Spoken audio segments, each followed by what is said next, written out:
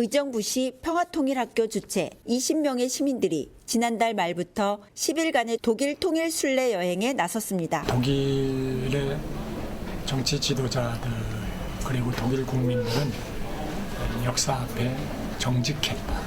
그 아픈 역사를 그대로 드러내고 또 역사의 교훈으로 삼고 그러한 독일인들을 보면서 전쟁이 없는 평화 통일이 이루어질 수 있는 그러한 역사가 있었으면 좋겠고. 이번 순례 여행은 어린이, 청소년, 청년, 노년에 이르기까지 전 세대로 구성된 특별한 팀으로 남한 국민과 탈북한 이주 국민이 함께한 통일기원 순례 여행이었습니다. 빨리 남과 북이 통일이 되었으면 좋겠어요. 그래야지 나라도 커지고 남과 북의 사이가 좋아지고 북한 사람 힘들지도 않으니까요. 체코를 시작으로 폴란드, 독일의 주요 도시를 버스를 타고 이동하며 각 나라의 국경도 넘어 다녔습니다. 체코를 떠나서 폴란드로 가는데 폴란드 국경을 넘었는지 안 넘었는지도 모르고 버스에 앉아서 왔는데 폴란드라고 하길래 아니 뭐 이렇게 국경 이렇게 뭐 말도 없이 막 넘어가나. 폴란드의 아우슈비츠 수용소에서는 독일의 부끄러운 역사를, 베를린의 홀로코스트에서는 독일의 사죄의 모습을, 베를린 장벽에서는 동서독의 하나됨을 바라보며 성숙한 독일인의 모습을 찾아볼 수 있었습니다. 남과 북이 함께하는 여정이었기 때문에 이게 뭐 친구들이든 가족이든 뭐 친인척이든 같이 갈 수는 있는데 이번 여정의 그 팀원들이 워낙 독특하잖아요. 그 10일간의 그 여정이 앞으로 제 인생에 조금 터닝 포인트가 되지 않을까 할 정도로 굉장히 좋았어요. 독일인의 삶에서 우리는 통일을 위해 무엇을 배워야 할지 마음의 준비를 하기도 했습니다. 이번에 우리 네 분이 오셨잖아요. 그래서 정말 남과 북이 함께 되는 정말 그런 걸 많이 느꼈습니다. 독일은 동독, 서독의 서로 다른 이념의 통일 이후 슐레이 국가로 우뚝 선 통일 국가로 지금의 대한민국과 북한이 지향해야 할 선진 국가였습니다. 복지TV 경기방송 정선입니다. 한국형 도심 항공교통 실증 작업을 진행하는 고흥항공우주센터에서 국내 첫 드론 택시가 성공적인 시험 비행을 선보였습니다. 지난 주말 고흥군에서는 제1회 드론 UAM 엑스포가 열려 71개 기업이 참여한 가운데 미래의 먹거리인 드론 산업의 현재와 미래를 짚어보는 시간을 가졌습니다. 드론 UAM과 함께 미래를 현실로라는 주제로 열린 이번 엑스포는 국내외 최신 드론과 도심형 항공교통의 미래 상용 기술까지 한자리에서 볼 수 있어 좋은 반응을 얻었습니다.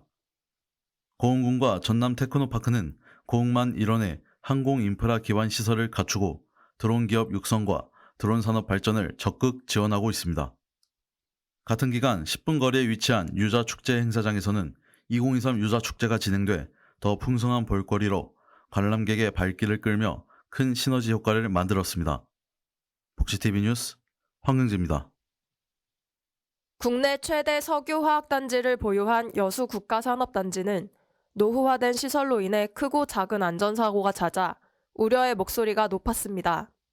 여수시는 산단 내 환경오염과 안전사고를 예방하고 신속하게 대응하기 위해 여수산단 환경안전통합관제센터를 구축했습니다. 여수산단을 한 곳에서 확인할 수 있는 통합관제센터는 지난 2021년 9월부터 3년간 국비 85억 원, 지방비 45억 원 등 총 130억 원의 사업비를 투입해 건립됐습니다. 산단 내에 화학, 전기, 가스 등 7대 유틸리티 배관 총 2170km를 3차원 그래픽으로 구성했고 사물 인터넷에 기반한 환경 센서를 통해 대기 상태와 수질 등을 모니터할 수 있습니다. 통합관제센터는 올해 시범 운영을 거쳐 내년 1월부터 본격적으로 운영될 예정이라 근로자와 시민의 안전이 향상될 전망입니다. 복지TV 뉴스 김정현입니다.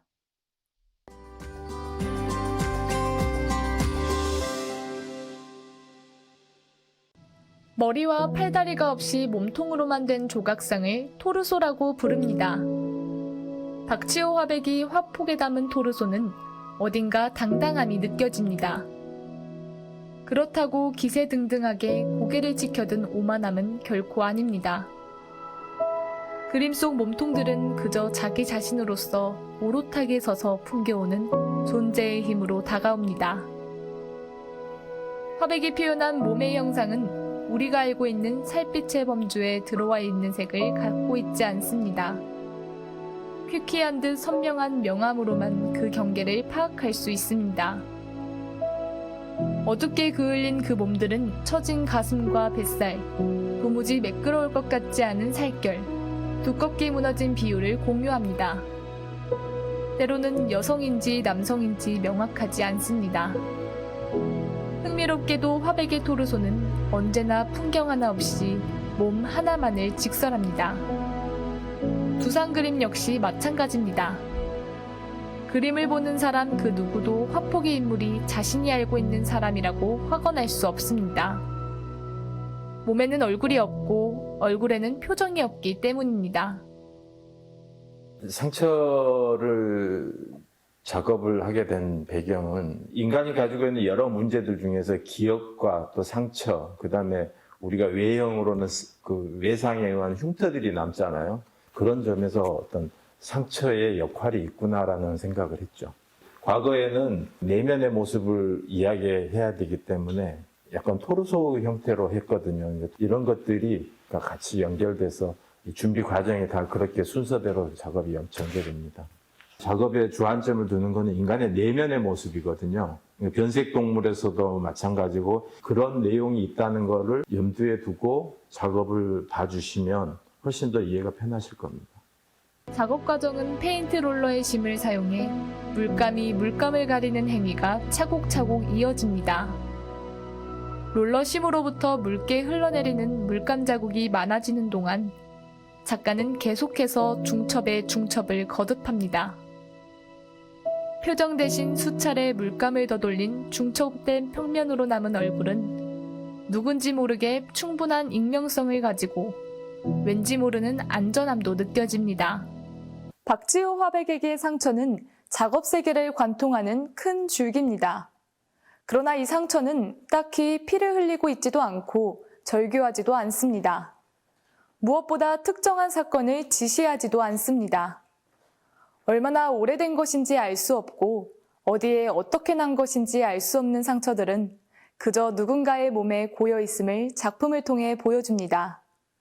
화백의 작품에서 느껴지는 무게감은 자신만의 사연으로 누군가의 상처를 담백하게 풀어 이야기 건네며 어루만져 줍니다. 복지TV 뉴스 정유정입니다.